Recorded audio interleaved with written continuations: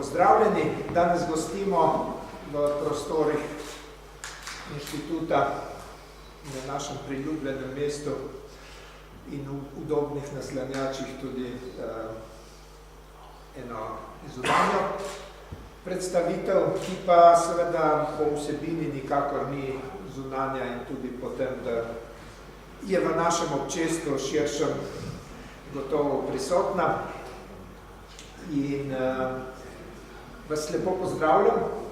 To je tudi moja edina dolžnost danes, morda da vas vodim to predstavitev naprej. Lepo skratka pozdravljeni in predvsem besedo damo avtorici in predstavniku oziroma predstavnici založbe, ki je knjigo izdala. Izid vsake zgodovinske knjige take vrste je seveda svojevrsten podvig in gotovo bomo tudi o tem kaj slišali. Prosim, lepo. Najlepša hvala. Torej, lepo pozdravljeni v mojem imenu založbe Knjivec iz Maribora. Moje ime je Zala Stononi in sem imela to čast sodelovati z Vlasto pri uredniškem delu njene knjige. Seveda najlepša hvala za to družbo oziroma da nam danes nudite streho nad glavo na Inštitutu za novejšo zgodovino. Gospodu direktorju prav posebna zahvala za potrpljenje z nami, ker smo se kar nekaj časa dogovarjali. Bi se na tem mestu pred vami zahvalila tudi gospe Travici Maleš, zato da je omogočila, da ima knjiga takšno opremo, kot jo ima. Dovolila je namreč objavo osnutka freske, ki smo jo objavili na naslovnici. Prav tako gre zahvala številnim institucijam, Arhivu Republike Slovenije, Pokrajinskem arhivu Maribor, Muzeja novejše zgodovine Slovenije in Inštitutu za narodnostna vprašanja, ter seveda vsem trem recenzentom, dr. Juriju Perovšku, dr. Juretu Gašperiču in seveda dr. Francu Rozmanu. Izid knjige sta omogočili tako Agencija za raziskovalno dejavnost kot Mestna občina Maribor in smo tudi na tem mestu veseli, da smo bili deležni te podpore. Na ta način smo si lahko privoščili mogoče malo bolj reprezentančno izdajo, knjigo v 4-barvnem tisku, opremljeno s številnim dokumentarnim gradivom, ki je na tem mestu objavljeno v nekaterih primerih celo prvič. Nekaj tega vidite tukaj na projekciji za nama. Vsekakor je pa avtorica želela, da ne ostanemo zgolj pri znanstveno-raziskovanem delu, ampak da je hkrati v bistvu to knjiga, ki bo na nek način imela trajnejšo vrednost s to objavo dokumentov. Preden predam Vlasti besedo, bom jo na kratko predstavila, čeprav verjamem, da jo vsi prav dobro poznate, pa vendar le, da zadostimo neki formi. Torej, doktorica Vlasta Salvar se v raziskovanjem oziru ukvarja s Slovenci predvsem v zadnjem obdobju Habsburške monarhije. Njene znanstvene monografije se glavno tako nanašajo na to obdobje. Omenila bi torej objavljeno magistrsko nalogo z naslovom Kulturno dogajanje v Mariboru v letih 1914 do 1918, ki je bila objavljena leta 1998, potem znanstvena monografija o politiku Vekoslavu Puhovcu iz leta 2014 in seveda monografija Majniška deklaracija deklaracijsko gibanje z letošnjo letnico. Sicer je zaposlena v Univerzitetni knjižnici Maribor, kot višja bibliotekarka specialistka, vodi enoto za domoznanstvo in posebne zbirke in v tej službi je torej skrbnica rokopisne zbirke, zbirke raritet iz stare periodike in majstrove knjižnice. Sedaj pa bi prosila Vlasto, da nas malo popelje skozi vsebinsko predstavitev knjige, na koncu pa smo vsi na voljo še za vprašanje. Hvala Zala za predstavitev, lepo zdrav sem skupaj, hvala tudi inštitutu za priložnost, da lahko to knjigo predstavimo torej tudi tukaj v Ljubljani. Zdaj, Majniška deklaracija, ki je 30. maja 1917 v Dunajskem parlamentu prebral torej v imenu jugoslovanskih izbrancev ljudstva, prebral vodilni slovenski politik dr. Anton Korošec, je prav gotovo eden tistih osnovnih dokumentov narodne zgodovine, katerim se zgodovinarji vedno znova tudi vračamo. Seveda ob obletnicah so te priložnosti še večje, zato smo tudi nekako peljali zgodbo, da smo v tem, torej v lanskem letu, oziroma knjiga prišla potem v začetku leta 2018, nekako to monografijo tudi pripravili. Zdaj, v sami literaturi, Majniška deklaracija je integracijsko gibanje tako v slovenskem kot jugoslovanskem zemljepisju, mu je namenjeno kar nekaj raziskav. Prav gotovo temeljna raziskava je še vedno delo Janka Piterskega iz leta 1971 in Lojzeta Odeta, ki je prav tako išla leta 1971. Vendar so vse ti dve razpravi, zlasti če jih omenjam, tudi večina drugih, torej iz časa, časa jugoslovanske države in na nek način ima tako tudi nosijo izrazite znake tistega časa, ki so nastale. Vendar ob tem moram povedati, da so vse obe ti razprave tudi druge seveda narejene na virih. Vendar pogostoma ali pa vsaj v nekaterih primerih ti viri niso obdelani in uporabljeni v celoti. Tako sem se že sama s svojo diplomsko nalogo lotila tega v začetku 90-ih let preteklega stoletja in takrat tudi upozorila na nekatere, bom rekla, neznane ali pa manj znane vprašanja, neodgovorjeno vprašanje v zvezi z Majniško deklaracijo. S to monografijo, ki je šla torej, ko sem rekla, v začetku letošnjega leta, pa sem želela pobuditi na enem mestu zbrano torej celotni pogled deklaracijskega gibanja in s podrobnim pogledom izjav po krajih in po podpisovalcih. Za ta namen sem seveda se ponovno lotila in pregledala to, kar je v slovenskih arhivih ohranjeno, torej zanimalo me zlasti popisne pole, torej deklaracijsko gibanje, ki je zajelo, bom rekla, slovenski prostor, hkrati pa sem se v tem pregledovanju pravzaprav pregledala tudi to, kar zajema Slovence, torej izven slovenskega prostora tudi. To je ta stvar, ki mogoče do zdaj še ni bila toliko objavljena.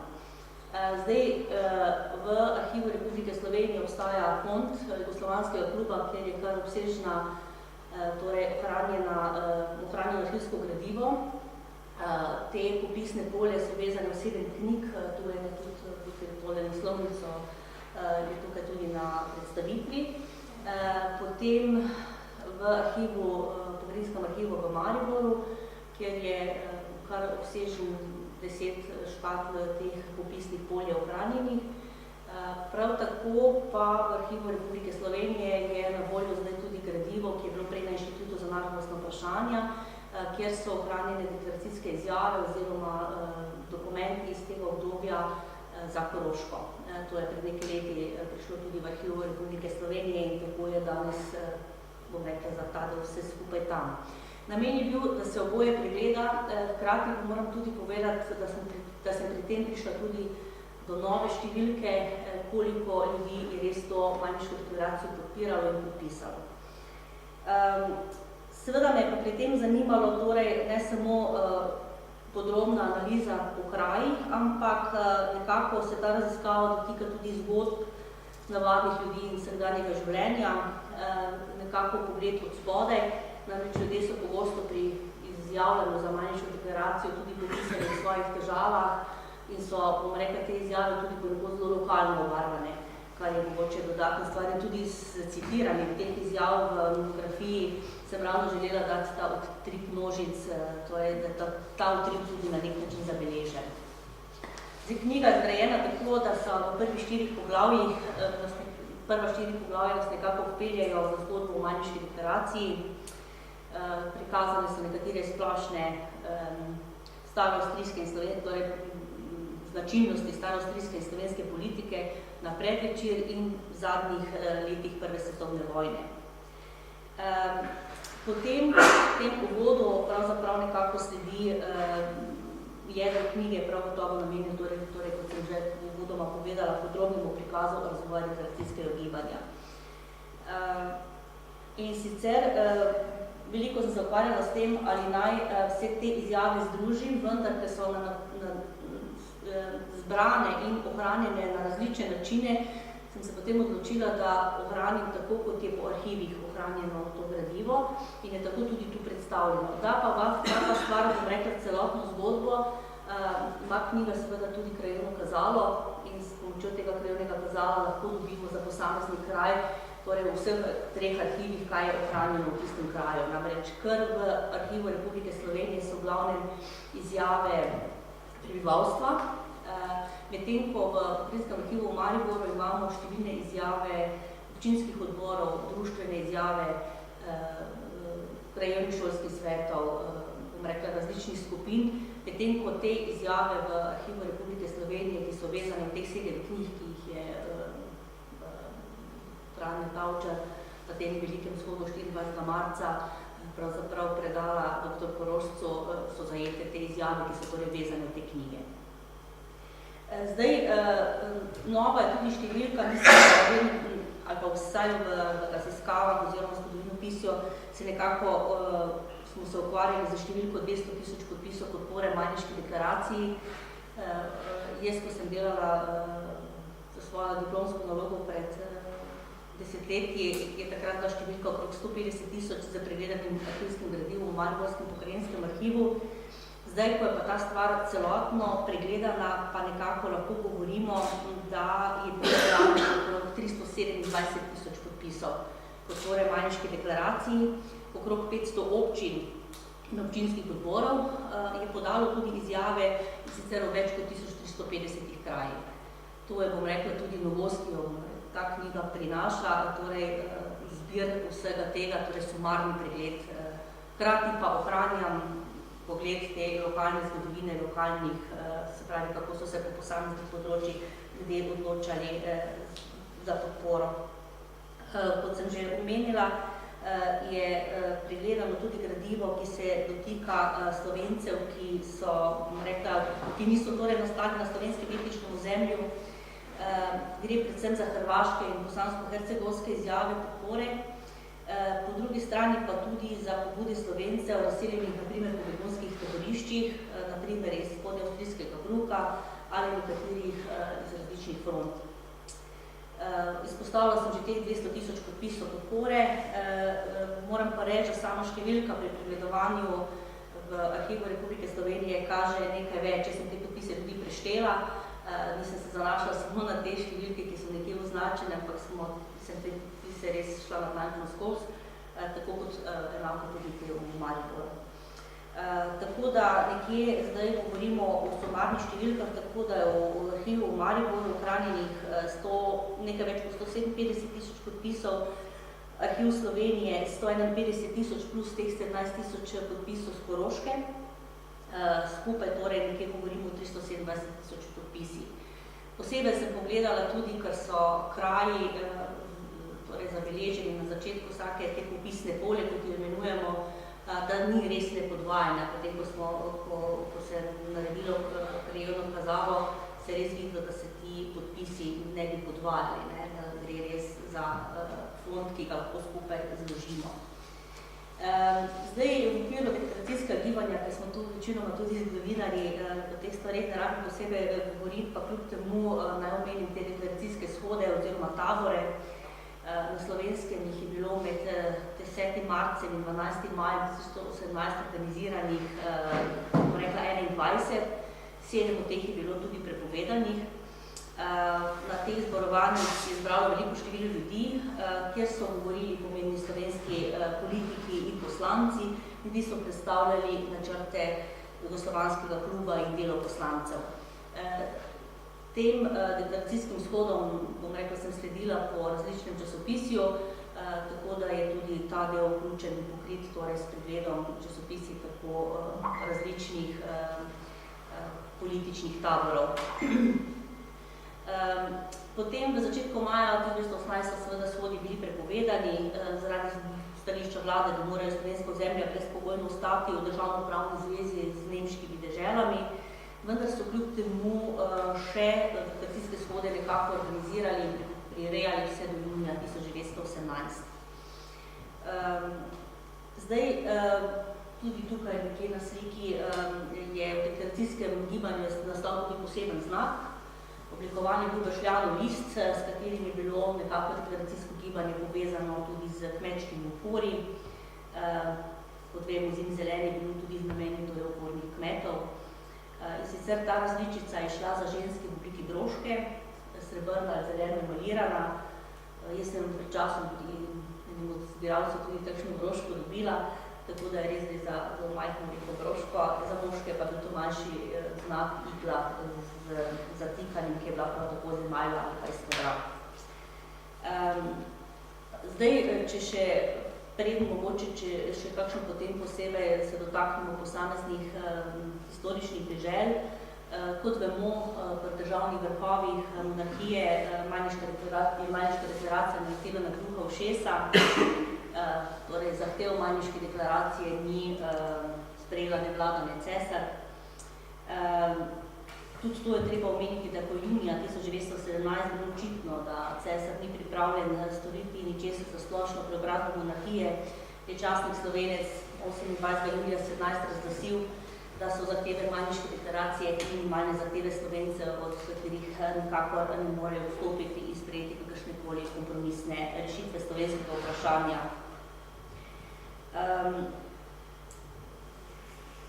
Zdaj, kaj se je zgodilo s to deklaracijo v političnem gibanju? Namreč v domačem političnem zatišju je deklaracija nekako povzročila znatno vznemirjenje. Kljub temu pa v začetku to gibanje ni imelo enotnega vodstva in enotne zasnove. To je potem zagotovil, kot vemo, ljubljanski knezoškov za pripravo in ljubljansko izjavo 15. septembra, kjer so torej s to pobudo na najpredstavniki slovenskih političnih strank podpiše izjavo podporo Majniški deklaraciji.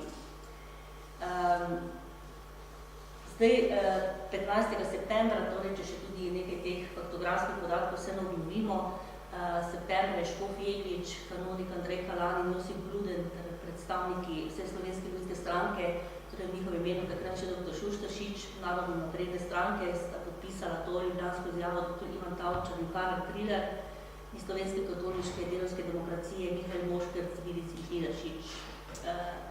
Zdaj izjave edino ni podpisala Jugoslovanska socialdemokratska stranka. Ko sem prebirala potem tudi Jegličev dnevnik, me je seveda zanimalo, če je še kaj o tem dogodku seveda zapisal dnevnik, tako je 18. septembra 17 zapisal, pa se tudi citat izpisala, citiram: "Za moj korak so se mi navdušeno zahvalili somišljeniki vse slovenske ljudske stranke. Liberalci korak izredno odobravajo, soci pa niso hoteli pristopiti, ker je izjava menda preveč patriotična." Oblast seveda nad potezo škofa Jegliča ni bila navdušena. Jeglič je potem kasneje v dnevniku tudi zapisal, zakaj se je odločil za to ljubljansko izjavo. Sicer pravi tako, sicer izradi 3 razlogov. In sicer kot prvi, kot protest zoper načrte tistih Jugoslovanov, ki v Londonu, Parizu hoče imeti jugoslovansko državo pod krono Karadžordževićev, kot drugo, kot protest zoper krivice Nemcev in Mađarov, ki so nam že storjeni, ki nam še groze, in kot tretje, kot sredstvo za utrditev Avstrije na jugu proti zunanjim nasprotnikom. Zdaj vojna je kar še trajala, gospodarske razmere preskrba so se slabšale, ljudje so postajali apatični, prav tako je stroga cenzura tudi poskrbela za slabo širjenje informacij s fronte in razmere so bile ugodne torej za širjenje agitacije za osamosvojitev.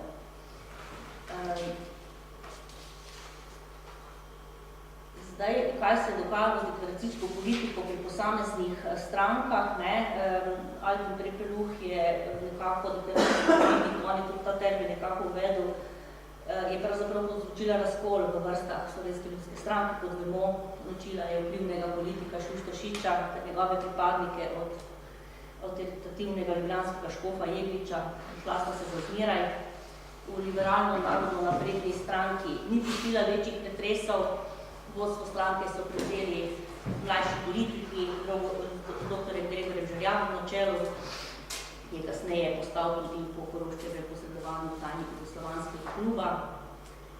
Po smrti Kreka pa je sodeloval tudi v organizaciji agitacije za Majniško deklaracijo.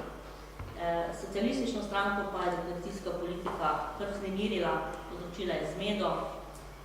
Uradno vodstvo se sicer za Majniško deklaracijo ni posebej brigalo, sklicevalo se je na Tivolsko resolucijo in tako se vodstvo ni vključilo v gibanje. Mlajši predstavniki pa so seveda nekako menili, da je nekje citat zapisan, da se mora zastarela in nesodobna državna tvorba razsuti in da je položaj ugoden, da se med denastom razširi revolucionarna misel za samo odločbo in samo upravo. Zdaj, če se vrnem nazaj na to, rekla jedro te knjige, torej na samo deklaracijsko gibanje, je prav gotovo treba še nekaj reči o Habsburški klauzuli, ki jo je Majniška deklaracija in tudi izjave o podporu Majniški deklaraciji vsebovala. In sicer pravzaprav je šlo torej za ustanovitev južnoslovanske države, državne enote, vendar je eksplicitno izkazovala zvestobo v Habsburškem okviru. Ko sem uvodoma rekla, da literatura iz začetka ali pa iz tam iz srede 20. stoletja ni vseh virov natančno ali pa v celoti zajela, mislim ravno na to. Pogosto se je pri citiranju teh virov izpustila začetek te izjave in tudi konec, kjer je pač zapisano izvesti Avstrijci in pač jugoslovanska država pod Habsburško krono. To je tisto, kar to sem hotela tudi uvodoma povedati, ko sem rekla, da ni v celoti citirano. V ta namen sem tudi, ko so zbrali ti podpisi, ki so urejeni v tabele, so namenjena tudi te izjave objavljene, kar veliko teh izjav sem izbrala in objavila in tudi tako, da so berljive. No. Ravno s tem nekako poskušamo dati dodatno to, kar pojasnjujem, da je to tudi izviro povsem razvidno. Ne glede na različne omembe Habsburškega žezla v Majniški deklaraciji, pa je znano pravzaprav veliko dokazov, da se slovenska politika večinsko, vsaj do poletja 1218, je nekako ohranila zvestobo v Habsburški monarhiji in si prizadevala za rešitev jugoslovanskega vprašanja znotraj njenih meja. To ravno te popisne pole prav gotovo tudi izkazujejo. Zdaj, ob tem, ko sem rekla, me zanima tudi utrip množic, ki so deklaracijo sprejemale in popisovale, torej razpoloženje ljudi, ki veje iz te podpore, ki pa je bilo prav tako ni bilo proti avstrijsko ali proti habsburško. Ta knjiga ima tudi kar nekaj prepletov memoarske literature, torej spominov vodilnih slovenskih politikov, tako da sem tudi z njihovimi pogledi na Majniško deklaracijo dodala dodatno vsebino tej knjigi, torej da ne gre zgolj samo za pregled arhivskega gradiva, ampak tudi za poglede politikov na Majniško deklaracijo, deklaracijsko gibanje in seveda potem tudi na novo državo. Če na primer omenim enega od takratnih politikov in ključnih akterjev, Vladimirja Ravnikarja, ki je bil morda od vseh političnih sogovornikov še najmanj navdušen nad Habsburško dinastijo, je namreč nekako priznal, da je bilo na javnih shodih vendarle potrebno, kot pravi, brenkati na avstrijsko struno, če so želeli med prebivalcem doseči podporo deklaracijskemu gibanju. Zadnji dve poglavji v knjigi sta namenjeni dilemam slovesa od stare monarhije, ko sem poskušala pravzaprav vrednotiti posledice deklaracijskega gibanja in elemente nove državne stvarnosti. Kot vemo, Habsburška dinastija očitno ni bila zmožna najti formule, ki bi mnogonarodno tvorbo v osrčju Evrope obdržala skupaj. Kolebanje med avstrijskim patriotizmom in jugoslovansko ideologijo, za katero so slovenski in hrvaški politiki dolga desetletja brezpogojno verjeli, da je združljiva samo z okvirom, torej Habsburške monarhije, je bilo to obdobje na nek način končano. Kot vemo, nastala je jugoslovanska država, ki pa še daleč ni zadovoljila vseh idealov, ki so jih slovenski politiki postavili v času Habsburške monarhije. Seveda, njeni tvorci niso vedno dali na veliki zvon tega, torej nekega razočaranja, a politični razvoj Jugoslavije, Karadžordževićev, ki svoje države pravzaprav v številnih ozirih niso uspeli konsolidirati, govori sam zase. Če v koncu te moje kratke predstavitve nekaj še omenim o slovenskem zgodovinopisju v zadnjih letih 20. stoletja, je nekako slovensko zgodovinopisje v teh zadnjih letih uravnotežilo poglede na Habsburško monarhijo in vzroke za njen razpad ter nekako opredelilo odločitev Slovencev za vstop v novo državo. Habsburška monarhija je prav gotovo razpadla predvsem zaradi nerešenih nacionalnih odnosov. V tem pa je treba poudariti, da Habsburška monarhija na nek način ni bila takšna emča narodov, kot se to večkrat piše, zlasti se je pisalo v publicistiki, pa tudi v znanstvenih razpravah. Slednja daje tudi odgovor o tem, kaj je zaželjena dežela, kot je omenila Verovšek v svoji knjigi, omenila Slovence v naslednjem stoletju. Torej, če strnem teh zdaj nekaj predstavitev delov torej iz knjige, prav gotovo je deklaracija, v kateri so se Slovenci z drugimi jugoslovanskimi narodi monarhije izrekli za združitev samostojno državo, pod Habsburškim žezlom pomeni pomemben mejnik zgodovini združevanja Slovencev, Hrvatov in Srbov v skupno državo. Posledično ima ta dogodek in sama izjava pomembno vlogo pri razvoju državniške zavesti med Slovenci. Podpora Majniški deklaraciji daje poudarek tudi utripa množic, torej v tem spontanem množičnem gibanju vsenarodne manifestacij, kar je deklaracijsko gibanje prav gotovo bilo. In kar tudi želim izpostaviti, da je pravzaprav podpora Majniški deklaraciji bila prav gotovo največja manifestacija žensk v slovenski zgodovini, kar se mogoče redkeje posebej izpostavi. Ker namreč pri pregledovanju teh podpisnih polj in preštevanju podpisov me je seveda zanimalo tudi, koliko je moških, koliko žensk, seveda večina je žensk, moški so bili na fronti, ampak kljub temu ta velika številka vseeno izpričuje, da gre za veliko manifestacijo. Torej, če govorimo o 327.000 podpisi, je to nekako četrtina takratnega prebivalstva. Tu je torej tista novost, ki jo pač knjiga torej prinaša in na enem mestu nekako predstavlja vso to deklaracijsko gibanje, ki je zelo slovenski prostor in tudi izven njega. Toliko za eno kratko predstavitev, seveda pa, če so prišli vprašanje.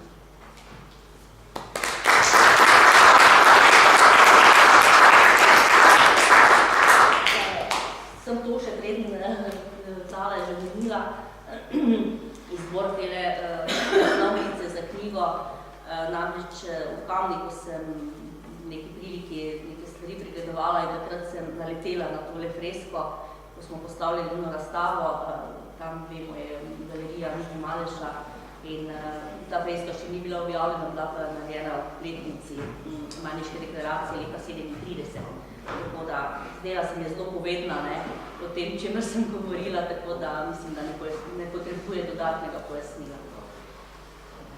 Knjigo imamo danes tudi tukaj, če bi kdo želel svoj izvod, zdaj pa kar na dan za vprašanje. Tudi kakšen komentar. Ja. Razno, pa kakšno eno vprašanje. Omenjali si to Habsburško klauzulo, v kateri je toliko veliko vedno debate. Nikoli pa nismo kaj veliko debatirali v navednicah o hrvaški klauzuli, torej sklicovanje na hrvaško državno pravo. A se tudi to kdaj kot kakšen problem omenja, torej začetno sklicovanje na temelju hrvaškega državnega prava? To smo tudi običajno kar preslišali, da je to noter piše. V izjavah, da bi se ljudje karkoli izjavljali v zvezi s tem, ne. Razen, da so povzemali celotno deklaracijo, so potem v bistvu poudarjali samo to, torej to združevanje s Hrvati, zakaj pa ne, da bi to bilo karkoli posebej izjasneno. Tudi v kasnejšem zgodovinopisju nisi naletela na kakšne polemične razprave na matematiko? Ne. Jaz bi se oproščal za svoje nevednost, ker bi seveda iz knjige to zlahko ugotovo, ampak me zanima ozemeljska distribucija teh izjav, če si ti naredila zdaj tudi po krajih in tako naprej. A je kakšna razlika recimo od vzhoda proti zahodu, od severa proti jugu? Ne, ni razlike. To vprašanje je na eni od predstavitev tudi nekdo vprašal.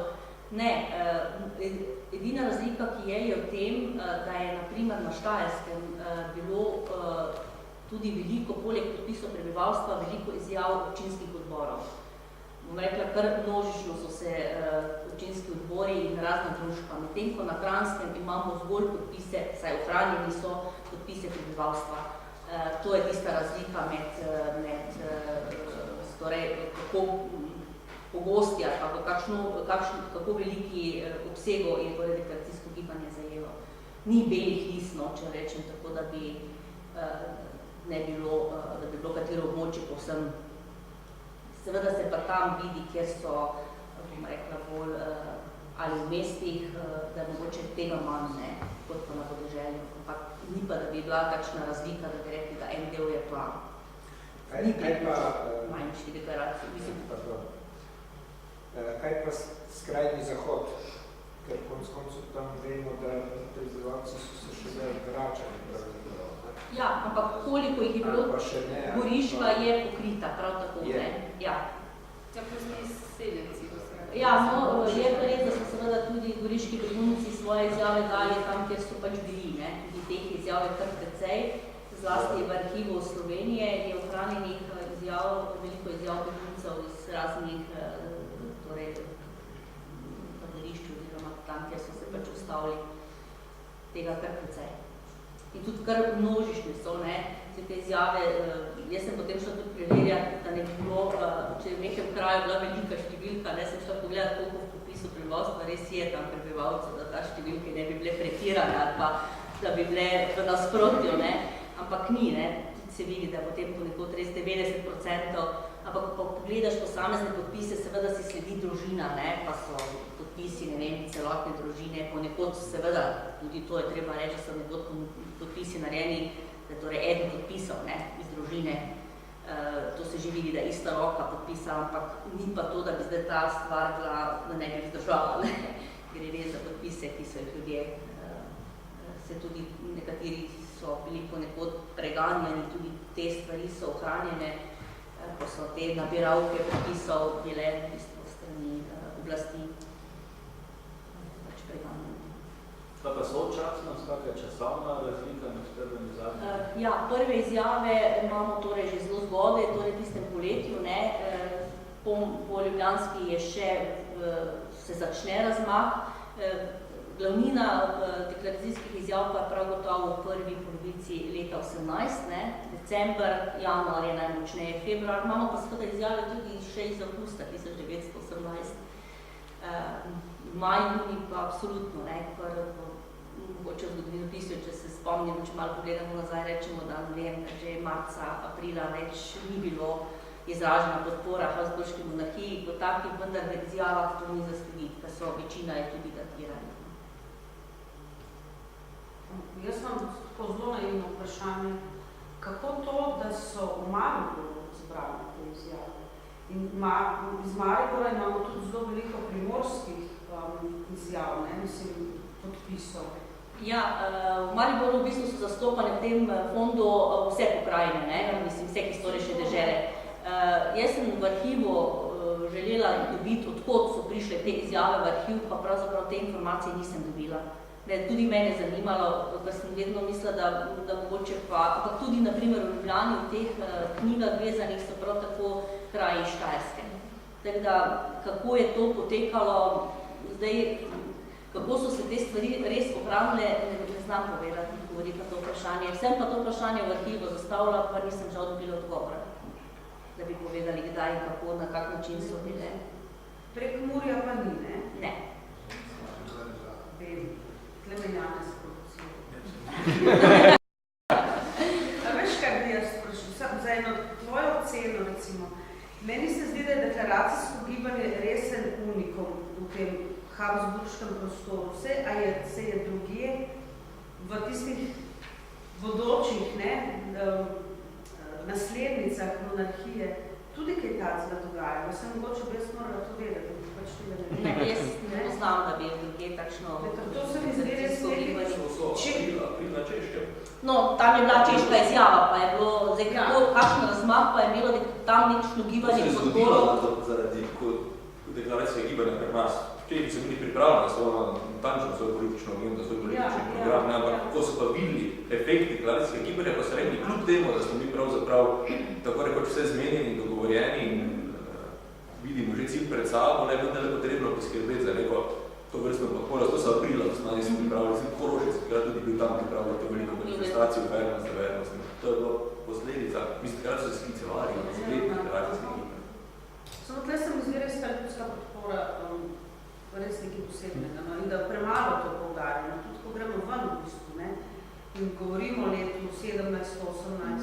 se mi zdi, da temu, da smo tako, mi smo to sicer tako ponotranili, da je to nekaj tako zelo samoumevnega, pa vendar nekaj posebnega. No, tako da, je pa res ta knjiga, jaz ne bom delala reklame, mi je zelo pomagala tudi v drugih besedilih. No. Koliko se pa že kaj 18. pojavlja že omemba Wilsona? Sklicevanje? Ja, je v nekaterih izjavah je to že zaznato, mislim, tu pa tam. Te izjave so, ko jih prebiraš, zelo zanimive. Ne? Tudi to je razlika, ko je bilo prej vprašanje razlika med pokrajinami, pa potem Slovenije, ne? Medtem, ko so izjave, ki so nastale na Kranjskem, so bile vnaprej natisnjene, no? Napisane. Medtem, ko te, ki so ohranjene v arhivu v Mariboru, so večinoma napisane na roko in piše samo uvodoma, kaj smo, zakaj podpiramo deklaracijo, potem je pa dopisano vse živo zraven. V vseh težavah, ki so jih imeli, kaj si misli o Šušteršiču, kaj ob smrti Kreka, potem o zbiranju denarja za Kreko spomenik. V glavnem, te izjave res kažejo tudi utrip ljudi v nekem kraju, ne samo to podpor, ki je seveda osnovna, ampak je hkrati bilo to uporabljeno tudi zato, da so pojasnili še kaj drugega. No? Kjero je pa se največ, kateri politik pa se največ? Prav gotovo Korošec, zelo veliko, moram pa reči, da pa Krek absolutno je bil pa tisti, ki je bil narodni heroj. Ja, ne. Medtem ko liberalcev, ne? Ne, nikoli nisem zasledila nobenega, da bi bil posebej izpostavljen razen na shodih, ne. Tam so seveda nastopili razni. Medtem ko Šušteršič pa ima kar, bom rekla, v precejšnji miri pride do tega razkola, da imajo zelo skoka. Je pa dosti to videl? O Šušteršiču? Ja, kar tak, ne znam točno oceniti, kakšne procento, ampak ja, niso to zdaj tu pa tam ktirajo. Samo smo v enem manjšem krogu, pa ne zgodovinarskem, pa ne družinskem, omenjali to, kar tisti, ki malo bolj po svetu letate tezo, ki se ponekod uveljavlja zunaj, da pravzaprav nacionalno vprašanje v Habsburški monarhiji je bilo vprašanje majhnih elit, ni pa segalo v vsakdanje življenja oziroma ni prizadelo ljudskih množic. Tole seveda kaže, da v nekem trenutku je ogromen odstotek verjetno primerljiv s tistim, ki bili na kakšnih volitvah angažirani. Zdaj pa, če pa potegnem še na druga stvar, zgodovinsko primerjava z podpisi za zadideno Slovenijo, pa recimo na Koroškem kampanja predplebiscitna, ali ste morda kakšno primerjavo za te krajine, ki je kakšna taka kontinuiteta zavesti, angažiranosti, organiziranosti? Ne, te primerjave nisem dobila, pa prav gotovo bi bila zanimiva, ja. Ne, nisem. Dosta, lahko prosim moje nevednosti, pa nisem še knjige prijavljal. Kateri je najbolj severni oziroma kateri je najbolj zahodni kraj, pa recimo temu najbolj jugovzhodni, kjer se pojavljajo vpisi, recimo občina? Govorimo o slovenske ravni. Ja, soti kraj, zdaj ne znam točno povedati kateri, ampak v tabeli, če boš pogledal, ker je narejeno po občinskih, bo zelo natančno boš videl, kateri je najbolj. Pa te je kakšen odbor občinski, ki se rekel, da se je pojavilo, pa bi ga danes recimo ne uvrstili več? Ja, nekaj krajev je takšnih, ki niso v slovenskem, bom rekla, etničnem, ja, ampak državnem. Teh je nekaj, ja. Ker smo reči, tudi ko sem stvari pregledovala po popisih prebivalstva v Ostrih Pretorijih, ne sem bila ponekod težave, ker nisem tak kraja našla. No, edino, kar pa želim povedati, pa pojasniti, zvezi, ko se o krajih pogovarjamo, da sem v tem kazalu okraje so zapisani tako, kot so zapisani tudi v izjavah. Sem jih pa pri nekaterih, kjer se kraj spremeni, kjer je bilo možno, ker vedno se ni dalo povsem, ali pa v 90% pa ja, sem v oklepaju zapisala, v katerem občini oziroma v katerem predelu je ta kraj. Verjetno pa je tudi kakšna netočnost, ne? Še pri katerem, da sem mogoče naredila napako. Ne? ker je od svetih veliko, svetih Petrov, ne vem česa vse, ampak se vedno vse izjave, če ni bila že uvrščena, pa tudi moram reči, da jih je arhivist v arhivu, ko jih je sortiral po historičnih deželah, tudi tam najdemo kakšno napako, kar po tiste, ki je tam spode podpisa, ni mogo tam pitno. To se poskušala v krajevnem kazalu razrešiti, koliko je bilo, je pa dopuščam pa, da je še kakšna napaka, ali pa netočnost, bom raje rekla.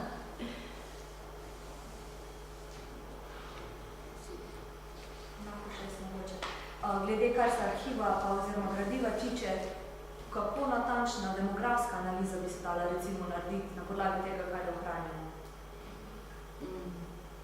Razen moški, ženska, to se rekli. Ja, kraj, čisto vsaka izjava ima kraj, Ja. Zdaj, naprimer, ponekod, ker je v arhivu Republike Slovenije ohranjena, naprimer, posebej ena knjiga, ker je vezana samo Ljubljana, naprimer, so izjave Ljubljane, tam je narejeno celo po ulicah. Tako da se zelo natančno se bi dalo narediti, tudi so kraji zastopani, tako v arhivu Mariboru kot v Ljubljani in se dajo stvari povezane. Absolutno se bi dala, bi bila tudi verjetno na nekem zemlji videl, kar bi bilo mogoče celo tu zelo dobrodošlo, pa je mogoče umanjkalo, tako da ta ideja je dobra. V bistvu bi s tem se videl res kateri kraj, kako je bilo, tudi na to vprašanje bi potem še lažje odgovorila, če je takšen zemlji vid bil. Tako da dobra ideja in sugestija, da se to mogoče res tako tudi lahko za naše tehnologiji pa smo. Dosti krat pišejo poklice zraven, ampak tega ni dosti, Poklici ponekod piše, kakšni poklici, ja. Pa ni tako malo izjav, ki imajo zraven naveden poklic, ja. Zlasti, kadar gre za velikokrat je pri tisti, ki so bile prve podpisane ženske, se je napisano, čigave soproge so bile, ker je pač to zelo pomembno, Absolutno, tako da to je. Drugače pa ja, imamo zlasti pri druških, je to velikokrat ali pa pogosteje napisano, ne vem, učiteljice, poštarica, ne vem, take zadeve. Pa zanimiva je na primer tudi izjava 1000 luški v Gradcu, štajerskih, oziroma z tega, ki so torej bile na delu v Gradcu, tako da je to tudi posebej izjava, 1000 teh je zabeleženih. Je pa begunec, piše begunka včasih. Ja, tudi tu ni imenstvo, ampak je vnesena številka. Ali pa je celo ponekod poslana izjava, pa niso posebej podpisi, ampak je, ne vem, v tem je bilo toliko in toliko, pošiljamo toliko podpisov podpore, pa niso imenski, je samo v izjavi zapisana številka. Kar bi jo seveda morali zopet preveriti. Jaz prej pri krajih sem preverjala, ali prebivalstvo, da ni več podpisov, kot je prebivalstvo v nekem kraju. Zelo pomembno za verodostojnost. Starejši, mlajši, pa kje te razlike, da so ponekod samo, bom rekel, polnoletni podpisi, nekje pa tudi otroški? Tudi so otroški ponekod, nekje piše zraven, otrok, sin piše. Če imamo to podpisoval, so potem tudi otroci navedeni in piše zraven. Večinsko je take za otroci ali tisti, ko so tam, bom rekel, polnoletni? Polnoletni, ja. Teh je mogoče par primerov takih, ki ti potem tudi pade v oči, ko prebiraš, ker so drugačni. No, ampak jaz bi še nekaj rekel. Če bi pogledali, to so zelo težko, pa ne, da bi se ukvarjal, ampak slučajno. Jaz bom pokazal na primeru Bleda. Jaz sem pač tam doma in za tiste prejšnje generacije, še nekateri sem še poznal, ki so takrat bili tam in vem, kakšen je bil razpor med klerikalci in liberalci. No in podpisovanje Mariške deklaracije na Bledu je zanimivo zato, da dolg časa niso podpisali šele, ko so v časopisu v slovenskem narodu pozvano, kaj pa je zgledal. No in potem so jo podpisali. In zdaj tiste je zanimivo, je pa to. Župnik je bil predstavnik Šuškovičkega stanja. Župan raven tako. Liberalci, to je na Bledu bilo skozi, do vsega začetka pa do danes, zdaj ta prava kritika, tiste takšne kvalifikacije v času Tunija, ne, liberalcev, tako ne, ampak približno tako pa ne. Prvi čas obdobja v drugi napravljena.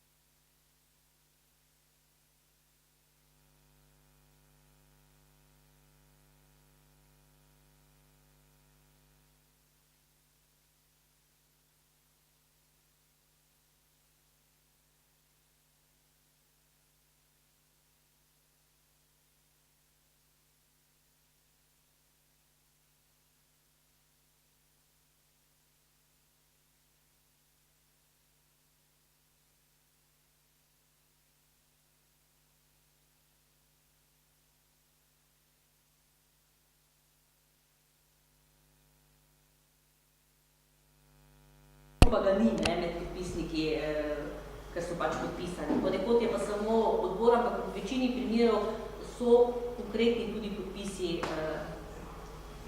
formi gospode, ne samo da je izjava odbora, pa nič drugega. Ker so tudi požigosani, v glavnem so kot uradni dokumenti poslani, ne. Ker zdaj te izjave so pošiljali tako korosto, tako so jih tudi objavljali v časopisi, ne, koliko, kar, če gledamo po časopisje, so kar številni, ne, tudi tu bi se dalo narediti potem, koliko tega, ali v časopisju kaj več, ali manj, kot pa resnici tudi izjav ohrani. Tako da teh primerjav je še veliko za narediti.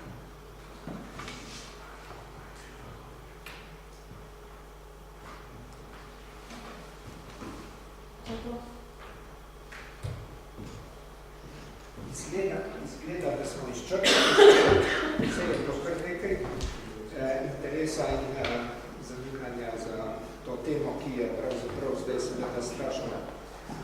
V glavnem toku trenutnega zgodovinarskega dogajanja, tako da smo bili samo hvaležni za to predstavitev in marsikatero bomo dalo ne takim specialistom, ampak še kakšno pametno spodbudo še za širše primerjanje, morda tudi z 91. ki zadnjič je nekdo mimo grede to navržen, tako da rekel, ja, vse je res ne, za Roško. Bilo je zelo veliko ljudi, ampak zakaj so podli tam? Ne? To je isto vprašanje. Kaj so si predstavljali potem, ko podpisujejo ali pa ko tam žvižgajo? Ne? To je bil profesor Bežigrajske gimnazije, ki je razlagal, kako so njegovi dijaki hoteli žvižgati na Roško, recimo, ampak to je se odgoza navrženo. Lepa, hvala vam.